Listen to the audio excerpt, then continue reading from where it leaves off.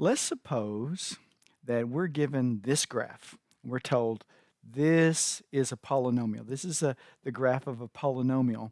And we want to find a polynomial that would match up with this graph. In other words, we want to find a mathematical model for this graph.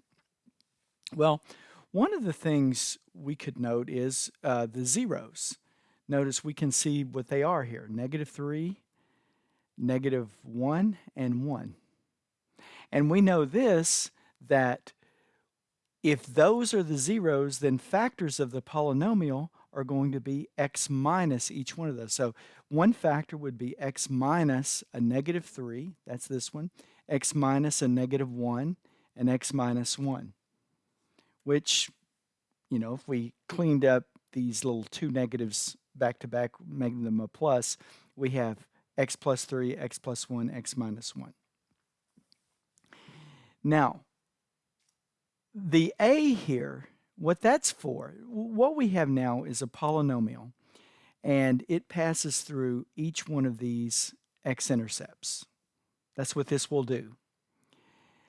But if I left the a off and I said, well, what is the y-intercept? And you plugged in a 0 here for each of the x, you would find that the y-intercept is -3.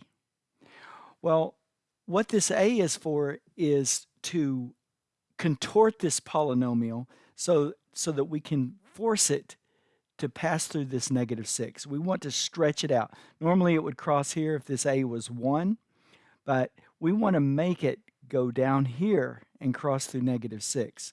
So what I can do is I can say, okay, I want to make this polynomial pass through the point 0, -6. So I'm going to put a 0 in for each x and a -6 for the p of x. And then just solve for a. And we find that a is equal to 2.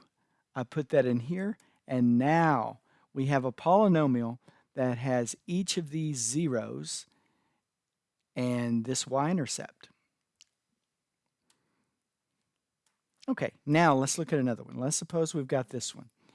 Here's another polynomial, and once again we can see clearly what the zeros are. We've got -1, 1, and 2. But this time, I'm taking note of the fact that this polynomial bounces here. See, it doesn't really cross through the x-axis, it just bounces. So I'm going to say that this polynomial is going to have an even multiplicity.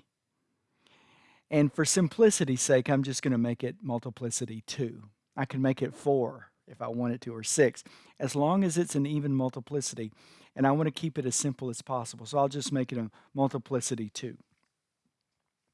Now, once again, we've got this polynomial. I put a here because I want it to pass through this point 0, 6. I've got x minus a -1, but I'm squaring that, see, because of the multiplicity 2.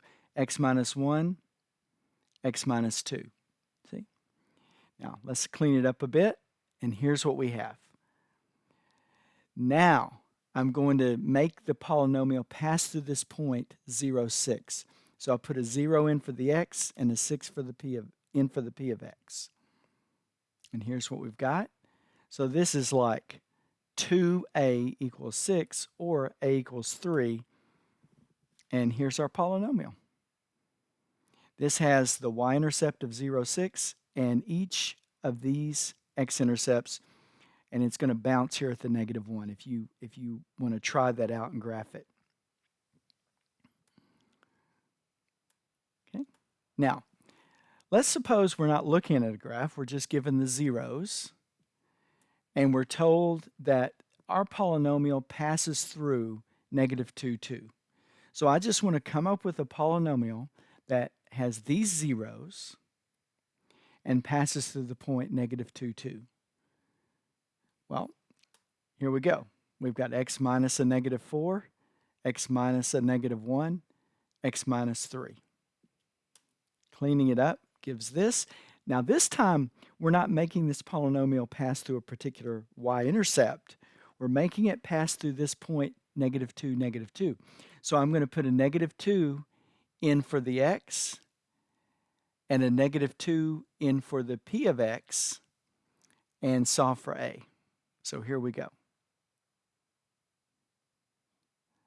There it is. Now I just, do the arithmetic here.